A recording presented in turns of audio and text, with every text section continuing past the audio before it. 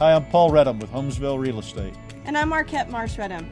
Thank you for joining us for our episode 5 of Inside Central Austin.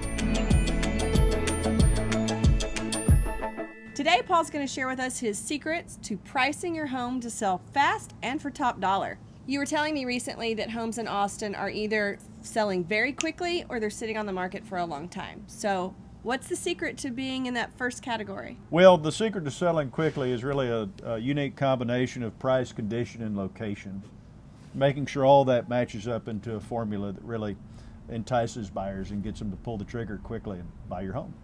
So if I'm thinking about selling my home and you're going to come talk to me about pricing, are there some things I should be thinking about as I get ready to go on the market? Yeah, sure. I think generically you really want to be thinking about what your objectives are, what your goals are, what you're trying to accomplish. And then from that we want to take a look and see what other homes are out there like yours. So we get a good idea of range of value, what homes have done in the past, kind of normal CMA stuff. But then we also, as we get closer and closer to your actual list date, we want to go out and take a look at the homes that buyers are going to also be looking at when your home goes on the market. So that can affect my pricing strategy. Yeah, it sure can, because if there's a much better deal down the street than your home, then we may try something else, or we may wait for that home to go ahead and sell before we list yours. So what are these 3 secret strategies? Well, the 3 ways that we look at pricing for each seller is we want to think about, well, what's a go for it price, what's the market price, and what's the feeding frenzy price. Okay, well tell me about the first one. What's a go for it price mean? Well, go for it price is kind of fun. Every now and then we'll have a home that comes on the market that's really unique. The comps show it at a number, but then our gut says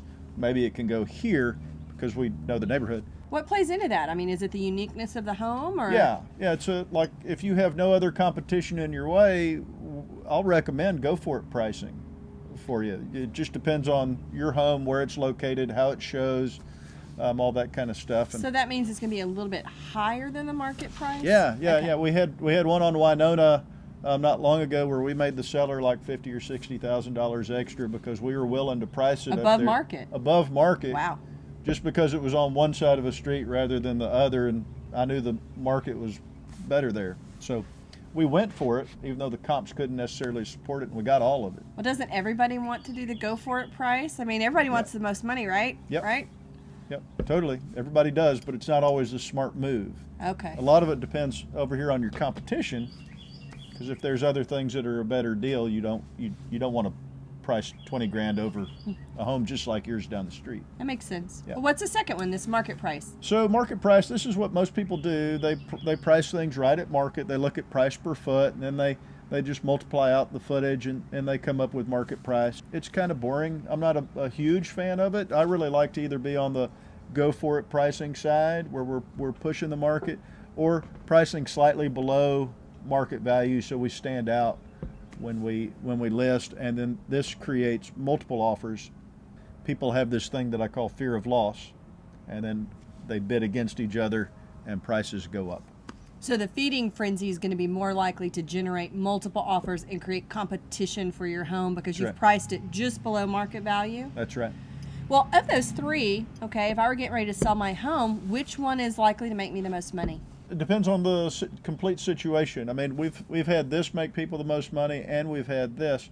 In the fall, we're really doing a lot of feeding frenzy pricing because the risk of pricing too high is you really don't want to do that.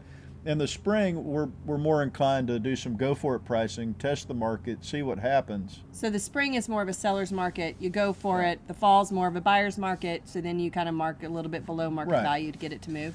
Your risk of missing isn't as bad here as it is. Well, I've heard you talk about market conditions. It sounds to me like they really need to have an experienced realtor that's going to know a lot about the unique characteristics of the neighborhood and be able to price, give good experienced advice and informed advice. Is that right? Absolutely. Experience counts. I mean, knowing the neighborhood, knowing the streets, knowing what buyers are looking for, all that's really important. Well, and I also have some friends that really focus on price per foot. Like it's price per foot, price per foot, price per foot. Is that a good way to measure the value of a home? It can be if you're in a really homogeneous neighborhood like Circle C or Steiner Ranch. I love those neighborhoods, by the way, but they're all new construction. They all look alike. They're all pretty similar. Most of the lots are cut up about the same. The construction's about the same, and price per foot there becomes very applicable. But when you're in a older, very diverse sort of area, it's really important to know that area and take into account homes conditions and then the sold homes conditions. I think about Northwest Hills or Allendale, for example. Right. I mean, we've got a lot of homes that are in original condition that need to be remodeled. You've got homes that have been knocked down and completely rebuilt. I would imagine those are going to be really different in a price per foot model. Is that true? Yeah. There's almost $100 price per foot difference. So that wouldn't work here. Cool.